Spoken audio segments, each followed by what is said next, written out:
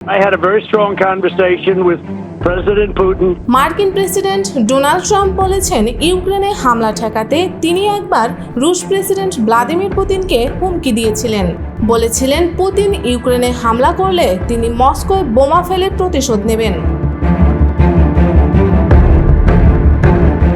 গত বছর নির্বাচনী প্রচারে ব্যক্তিগত অনুদানকারীদের সঙ্গে এক বৈঠকে ট্রাম্প এমন দাবি করেছিলেন। তহবিলদাতাদের সঙ্গে ট্রাম্পের ওই কথোপকথনের একটি অডিও হাতে পেয়েছে সিএনএন।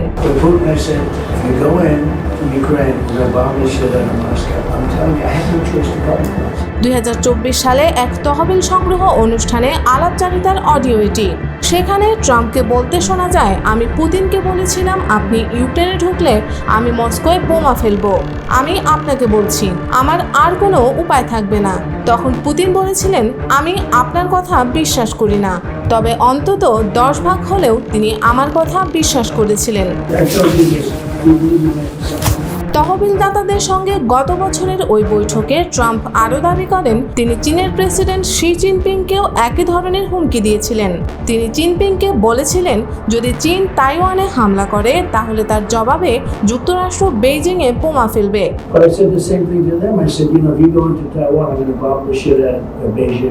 শি জিনপিং এর সম্পর্কে ট্রাম্প বলেন তিনি আমাকে উন্মাদ ভেবেছিলেন। তবে ট্রাম্প দাবি করেছেন জিনপিং এর সঙ্গে তার কখনো কোনো সমস্যা হয়নি। ট্রাম্প যখন তার দ্বিতীয় মেয়াদের নির্বাচনী প্রচার চালাচ্ছিলেন তখন এসব মন্তব্য করেছিলেন। 2024 সালে নিউ ইয়র্ক ও ফ্লোরিডায় তার নির্বাচনী তহবিল সংগ্রহ অনুষ্ঠানে তিনি এসব কথা বলেন, যা অডিও টেপে রেকর্ড করা হয়। পরে সাংবাদিক জোস ডসি, টাইলার পেজার ও আইজ্যাক ওই অডিওগুলো সংগ্রহ করেন। তারা তাদের নতুন বই 2024-এ এমন কিছু তথ্য বিস্তারিতভাবে উল্লেখ করেছেন। এই অডিও টেপগুলো আগে কখনো প্রকাশিত হয়নি। ট্রাম্পের প্রচার শিবির ওই টেপগুলোর বিষয়বস্তু নিয়ে মন্তব্য করতে রাজি হয়নি। অডিও রেকর্ডগুলোতে ট্রাম্পের এমন এক রূপ দেখা গেছে যা সাধারণত জনসমক্ষে দেখা যায় না। বন্ধ দরজার আড়ালে ধনীদাতাদের মন জয় করতে গিয়ে তিনি খোলামেলা কথা বলেছেন। তিনি শুধু তার আগ্রাসী পররাষ্ট্র নীতির কথাই নয়, যুক্তরাষ্ট্রে বিক্ষোভ করা শিক্ষার্থীদের দেশ থেকে বিতাড়িত করার পরিকল্পনার কথাও বলেছিলেন। পুতিন ও শি জিনপিং এর সঙ্গে নিজের কথোপকথনের কথা তুলে ধরে ট্রাম্প দাবি করেন যদি জো বাইডেনের বদলে তিনি প্রেসিডেন্ট থাকতেন তাহলে ইউক্রেন ও গাজার যুদ্ধ ঠেকানো যেত। এ দাবি তিনি আগেও করেছেন এবং এখনও করে যাচ্ছেন, যদিও বাস্তবে দুই যুদ্ধই এখনও থামেনি। মঙ্গলবার হোয়াইট হাউসে মন্ত্রিসভার এক বৈঠকে ট্রাম্প আবারও পুতিনকে নিয়ে হতাশা প্রকাশ করেন। তিনি অভিযোগ করেন রুশ প্রেসিডেন্ট শান্তি চুক্তিতে রাজি হচ্ছেন না, বরং যুক্তরাষ্ট্রকে নিয়ে অনেক আজেবাজে কথা বলছেন। ট্রাম্প বলেন আমি পুতিনের ওপর খুশি নই, আমি তার আচরণে খুবই অসন্তুষ্ট। বিশ্লেষকরা বলছেন রাশিয়া কিংবা চীন প্রকাশ্যে না হলেও যুক্তরাষ্ট্রকে তাদের শত্রু হিসাবে বিবেচনা করা শুরু করেছে অনেক আগে থেকেই। আর ট্রাম্পের এই পুরনো হুমকির কথা পুতিন কিংবা শি জিনপিং কেউই এখনো ভুলেননি। সুতরাং কৌশলগত দিক দিয়ে রাশিয়া চীন এখন হয়তো নতুন করে পরিকল্পনা করবে, যা আবারও উত্তপ্ত করে তুলতে পারে বিশ্ব রাজনীতিকে।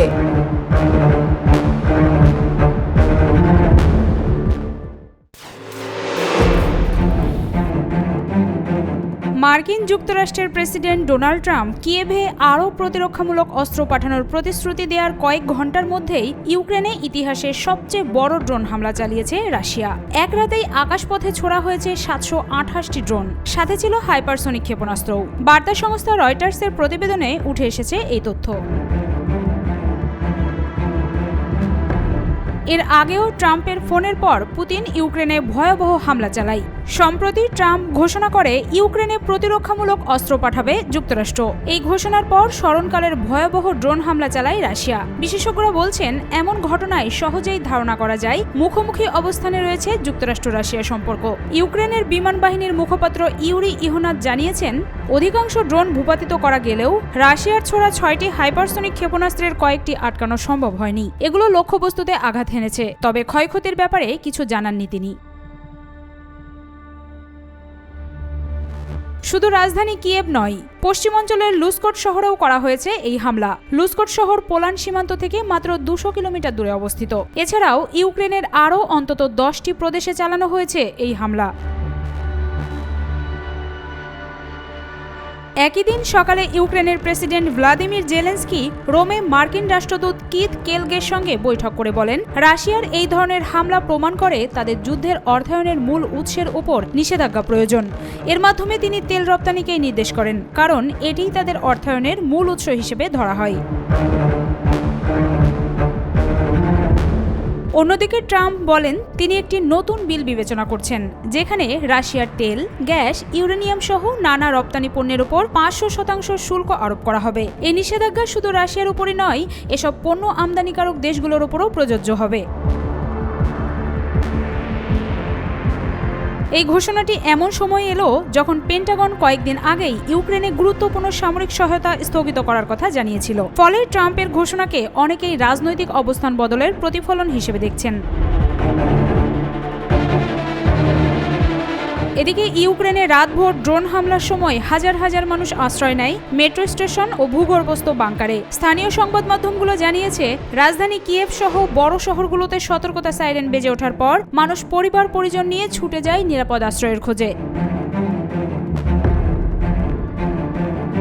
জার্মান চ্যান্সেলর ফ্রিডরিখ মের্জ বলেন, কূটনৈতিক উপায়ে যুদ্ধ সমাপ্তির পথ প্রায় শেষ হয়ে গেছে। তিনি ইউক্রেনকে দীর্ঘমেয়াদী সমর্থন অব্যাহত রাখার ঘোষণা দেন।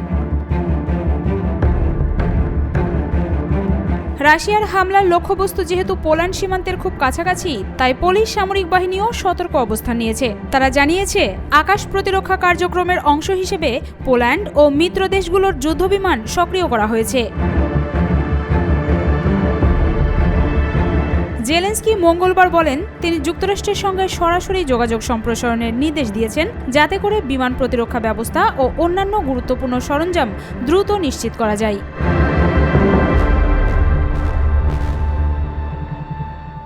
গাজায় যুদ্ধবিরতি আলোচনায় আশার আলো ফুটছে।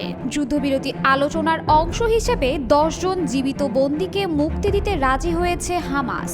ফিলিস্তিনের স্বাধীনতাকামী এই সংগঠনটি জানিয়েছে, গাজায় মানবিক সহায়তা প্রবেশের পূর্ণ নিশ্চয়তা, ইসরায়েলি বাহিনীর সম্পূর্ণ প্রত্যাহার এবং একটি বাস্তব ও স্থায়ী শান্তির নিশ্চয়তা দেওয়া হলে তারা এই বন্দী মুক্তি কার্যকর করবে। বার্তা সংস্থা এএফপির প্রতিবেদনে উঠে এসেছে এমন তথ্য। কাতারের মধ্যস্থতায় 4 দিন ধরে 2 দেশের পরোক্ষ আলোচনা চলার পর এই বিবৃতি দেয় হামাস। অন্যদিকে যুক্তরাষ্ট্র ইঙ্গিত দিয়েছে যে 60 দিনের একটি যুদ্ধবিরতির বিষয়ে একটি চুক্তি এই সপ্তাহের মধ্যেই হয়ে যেতে পারে। যুক্তরাষ্ট্রের মধ্যপ্রাচ্য বিষয়ক বিশেষ দূত স্টিভ উইটকফ বলেছেন, এ সপ্তাহের মধ্যেই 60 দিনের যুদ্ধবিরতির একটি চুক্তি হতে পারে। তিনি বলেন, এই সম্ভাব্য চুক্তির একটি অংশ হিসেবেই মুক্তি পাবে ওই 10 জন জীবিত জিম্মি, যাদের 2023 সালের 7 অক্টোবরের হামলার সময় আটক করা হয়েছিল। ইসরায়েলি প্রধানমন্ত্রী বেনিয়ামিন নেতানিয়াহুর ভাষায় আশার সুর পাওয়া গেছে। ওয়াশিংটনে প্রেসিডেন্ট ট্রাম্পের সঙ্গে বৈঠকের পর তিনি জানিয়েছেন, একটি চুক্তির খুব কাছাকাছি চলে এসেছে তারা। সেনাপ্রধান এয়াল জমির বলেন, সেনা অভিযানের মাধ্যমে ইতোমধ্যে এমন পরিস্থিতি তৈরি হয়েছে যা চুক্তিকে বাস্তবায়নের দিকে নিয়ে যেতে পারে। তবে দোহায় চলমান আলোচনা এখনও নানা জটিলতায় আটকে রয়েছে। এক ফিলিস্তিনি আলোচক জানিয়েছেন, ইসরায়েলি প্রতিনিধিরা মূলত আলোচনা করছে না, তারা শুধু শুনছে। এই মনোভাব নেতানিয়াহুর পক্ষ থেকে চুক্তি বাধাগ্রস্ত করতে পারে বলে ধারণা করছেন তারা। হামাস দাবি করছে, তারা আলোচনায় নমনীয়তা দেখালেও ইসরায়েলের একগুঁয়ে অবস্থানের কারণে চুক্তির পথে এগোনো কঠিন হয়ে পড়েছে। এদিকে গাজায় মানবিক পরিস্থিতি ক্রমেই ভয়াবহ হয়ে উঠছে। বুধবার ইসরায়েলি হামলায় গাজার আল শাতি শরণার্থী শিবিরে অন্তত 26 জন নিহত হয়েছে। প্রত্যক্ষদর্শীরা জানায়, বিস্ফোরণটি ছিল ভূমিকম্পের মতো। নিহতদের মধ্যে অন্তত 6 জন শিশুও রয়েছে। ইসরায়েলি সেনাবাহিনী জানিয়েছে তারা হামাসের সন্ত্রাসীদের লক্ষ্য করেই হামলা চালিয়েছে। তবে গাজার ওপর মিডিয়া নিষেধাজ্ঞা এবং প্রবেশে কঠোর নিয়ন্ত্রণ থাকায় নিহতের সংখ্যা বা ঘটনা পুরোপুরি যাচাই করা সম্ভব হচ্ছে না। 2023 সালের অক্টোবরে হামাসের আকস্মিক হামলায় ইসরায়েলের দক্ষিণাঞ্চলে প্রাণ হারায় প্রায় 1200 মানুষ এবং বন্দী করা হয় 251 জনকে। এর অধিকাংশই ছিল বেসামরিক নাগরিক। ধারণা করা হয় 50 জন বন্দী এখনও গাজায় অবস্থান করছে, যাদের মধ্যে 20 জন জীবিত আছেন। এর জবাবে ইসরায়েল গাজায় ব্যাপক সামরিক অভিযান চালায়, যার ফলে মারা যান অসংখ্য গাজাবাসী। গাজার স্বাস্থ্য মন্ত্রণালয়ের তথ্য অনুযায়ী ইসরায়েলের হামলায় নিহত হয়েছেন 57,000-এর বেশি ফিলিস্তিনি, যার অধিকাংশই বেসামরিক ছিল। ধ্বংসস্তূপে পরিণত হয়েছে গাজার অধিকাংশ এলাকা। বাস্তুচ্যুত হয়ে পড়েছে গাজার পুরো জনসংখ্যা।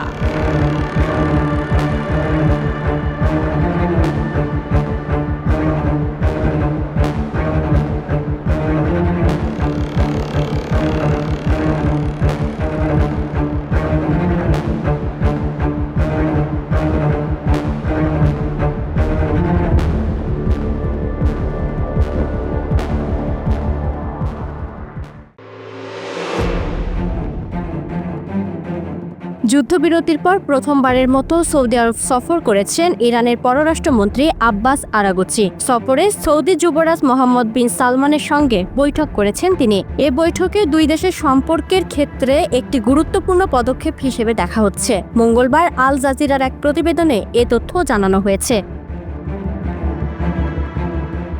ইরানের পররাষ্ট্র মন্ত্রণালয়ের মুখপাত্র জানিয়েছেন, এই বৈঠক গঠনমূলক ও ফলপ্রসূ ছিল। আলোচনায় দ্বিপক্ষীয় সম্পর্ক, আঞ্চলিক নিরাপত্তা এবং শান্তি প্রতিষ্ঠার উপায় উঠে এসেছে। সৌদি বার্তা সংস্থা এসপিএ জানিয়েছে, যুবরাজ শান্তির পক্ষে কূটনৈতিক সমাধানের উপর গুরুত্ব আরোপ করেছেন এবং আশা প্রকাশ করেছেন যে সাম্প্রতিক যুদ্ধবিরতি মধ্যপ্রাচ্যে স্থিতিশীলতা ফিরিয়ে আনবে। আরাগচি সৌদি আরবকে ইসরায়েলি আগ্রাসনের নিন্দা জানানোর জন্য ধন্যবাদ জানান। এছাড়া তিনি সৌদি প্রতিরক্ষা মন্ত্রী ও পররাষ্ট্রমন্ত্রীর সঙ্গে বৈঠক করেন। উল্লেখ্য, 13 জুন ইসরায়েল অনেকটা হঠাৎ করে ইরানে হামলা চালায়। এতে বহু সামরিক কর্মকর্তা, পারমাণবিক বিজ্ঞানী ও সাধারণ মানুষ নিহত হন। এরপর যুক্তরাষ্ট্র ইরানের 3টি পারমাণবিক স্থাপনায় হামলা চালায়। জবাবে ইরানও যুক্তরাষ্ট্রের কাতার ঘাঁটিতে হামলা চালায়। পরে মার্কিন প্রেসিডেন্ট ডোনাল্ড ট্রাম্প মধ্যস্থতাকারী হিসেবে যুদ্ধবিরতির ঘোষণা দেন। যদিও কয়েকটি আরব দেশ ইসরায়েল ও যুক্তরাষ্ট্রের পদক্ষেপের সমালোচনা করেছে, তেহরান এই সংকটেও উপসাগরীয় দেশগুলোর সঙ্গে সম্পর্ক উন্নয়নের চেষ্টা চালিয়ে যাচ্ছে। 2016 সালে রিয়াদ তেহরান সম্পর্ক ছিন্ন হলেও 2023 সালে চীনের মধ্যস্থতায় তা পুনঃস্থাপন হয়। এরপর দুই দেশের মধ্যে নিয়মিত উচ্চ পর্যায়ের আলোচনা চলছে। ইরানের প্রেসিডেন্ট মাসুদ পেজিশকিয়ান সম্প্রতি বলেন, যুক্তরাষ্ট্রের সঙ্গে আলোচনার পথ এখনো খোলা আছে, তবে বিশ্বাস পুনর্গঠন একটি বড় চ্যালেঞ্জ। আরাগচিও ফিনান্সিয়াল টাইমসকে বলেন, ইরান শান্তিপূর্ণ সমাধানে বিশ্বাসী, তবে তা হতে হলে যুক্তরাষ্ট্রকে ন্যায্য আলোচনায় আন্তরিক হতে হবে। এদিকে ইরান প্রতিদিন ইসরায়েলে হামলা চালানোর মতো সামরিক সক্ষমতা ধরে রেখেছে বলে জানিয়েছেন ইসলামী বিপ্লবী গার্ড বাহিনীর উপদেষ্টা মেজর জেনারেল ইব্রাহিম জাব্বারি। সোমবার ইরানের আধা সরকারি মেয়র নিউজকে দেওয়া এক সাক্ষাৎকারে তিনি বলেন, আমাদের সশস্ত্র বাহিনী পূর্ণ প্রস্তুত। আমাদের অস্ত্রাগার, ভূগর্ভস্থ ক্ষেপণাস্ত্র ঘাঁটি এবং সামরিক সুবিধাগুলো এত বিশাল যে আমাদের প্রতিরক্ষা সক্ষমতার বড় অংশ এখনো প্রদর্শন করা হয়নি। তিনি আরও বলেন, ইসরায়েল ও যুক্তরাষ্ট্রের সঙ্গে যুদ্ধে আমাদের সামরিক সরঞ্জাম প্রতিদিন 2 বছর ধরে ক্ষেপণাস্ত্র ছুড়লেও শেষ হবে না। ইরানের সর্বোচ্চ ধর্মীয় নেতা আয়াতুল্লাহ আলী খামেনির শীর্ষ সামরিক উপদেষ্টা মেজর জেনারেল ইয়াহিয়া রহিম সাফাভিও একই ধরনের মন্তব্য করেন। তিনি বলেন, জায়নিস্টরা জানে আমাদের নৌবাহিনী, কোচ ফোর্স, এমনকি সেনাবাহিনীর বড় অংশ এখনো যুদ্ধ নামেনি। সাফাভি আরও জানান, আমরা কয়েক হাজার ক্ষেপণাস্ত্র ও ড্রোন উৎপাদন করেছি এবং সেগুলোর অবস্থান নিরাপদ। গত 13 জুন ইসরায়েল ইরানের সামরিক, পারমাণবিক ও বেসামরিক স্থাপনায় বিমান হামলা চালায়। এতে অন্তত 935 জন নিহত হন এবং আহত হয় 5332 জন। প্রতিশোধে তেহরান ড্রোন ও ক্ষেপণাস্ত্র হামলা চালায়, যাতে 29 জন নিহত ও 3,400 জনেরও বেশি আহত হয়। 24 জুন যুক্তরাষ্ট্রের মধ্যস্থতায় সংঘটিত এক যুদ্ধবিরতিতে এ সংঘাত শেষ হয়।